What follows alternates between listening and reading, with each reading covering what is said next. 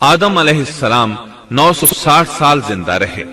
इनकी कुल उम्र तो 1000 साल थी, लेकिन 40 साल कम कर दी गई। सैयदना अबू हुरैरा रजी अल्लाह अन्हु बयान करते हैं कि रसूलुल्लाह सल्लल्लाहु अलैहि वसल्लम ने फरमाया, जब अल्लाह ने आदम अलैहिस्सलाम को पैदा फरमाया तो उनकी पीठ पर हाथ फेरा।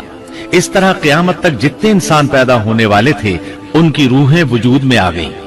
फिर हर इंसान की आंखों के दरमियान एक नूर रखकर आदम अलैहिस्सलाम के सामने पेश किया। उन्होंने पूछा, या अल्लाह, ये कौन है? अल्लाह ने फरमाया, ये तेरी औलाद है।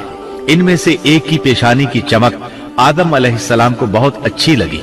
उन्होंने पूछा, या अल्लाह, ये कौन है? जवाब मिला, ये तेरी औलाद में से बहुत दूर जाकर हैं। इनका नाम दाऊद है। पूछा, इनकी उम्र कितनी है? फरमाया, 60 साल। आदम अलैहिस्सलाम कहने लगे, या अल्लाह, 40 साल मेरी उम्र में से इनकी उम्र में शामिल कर दे। इस सिलसिले में दूसरी रिवायत यूं आई है, जब आदम अलैहिस्सलाम की रूह कब्ज करने के लिए फरिश्ता आया तो वो कहने लगे, मेरी उम्र में तो अभी 40 साल बाकी हैं।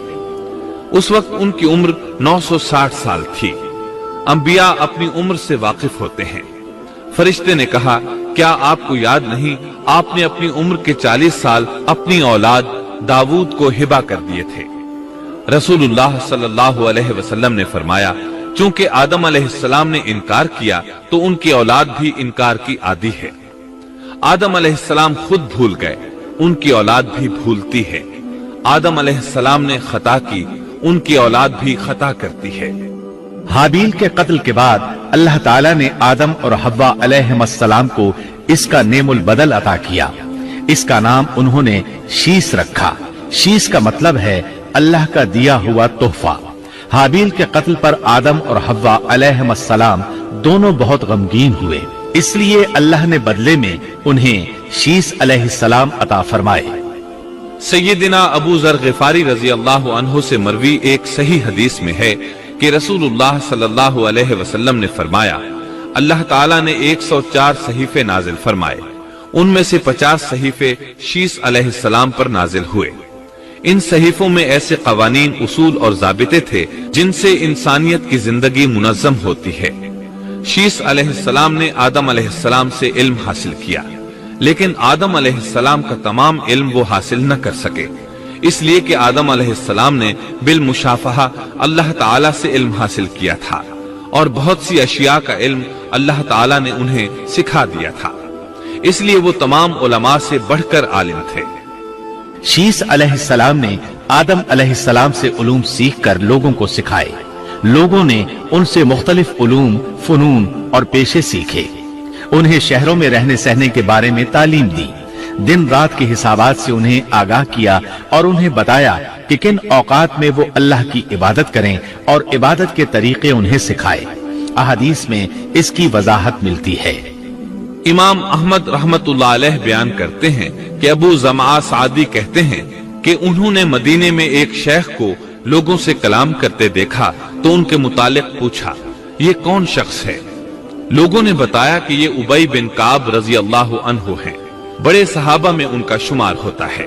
तमाम मुसलमानों से बढ़कर कुरान और उसकी तफसीर के आलिम हैं। अबू जमा फरमाते हैं कि उबई बिन काब रजी अल्लाह अन्हु उस वक्त ये वाकया बयान कर रहे थे कि जब आदम अलैहिस्सलाम की वफात का वक्त करीब आया तो उन्होंने अपने बेटों से फरमाया, मेरा जन्नत के फल खाने को जी चाहता है। जन्नत के फल दुनियावी फलों जैसे ही होते हैं। सेब, अनार, अंगूर, ये सब जन्नत में मौजूद थे।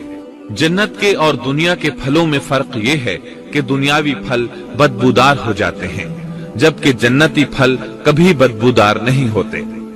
इसी तरह दुनियावी फलों का जायका आर्जी होता है, जबकि जन्नती फलों का जायका हमेशा बरकरार रहता है। इसलिए आदम अलैहिस्सलाम ने चाहा कि वो जन्नत के फल खाएं। चुनाचे उनके बेटे तलाश में निकल गए। उन्होंने अपने साथ कुल्हाड़े, कुदालें और टोकरियां ले ली।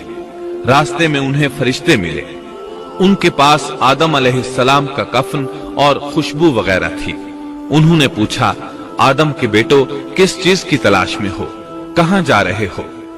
उन्होंने जवाब में कहा, हमारे वालिद मरीज हैं, उन्हें जन्नत के फलों की ख्वाहिश है। फरिश्ते उनके सामने इंसानी शक्ल में आए थे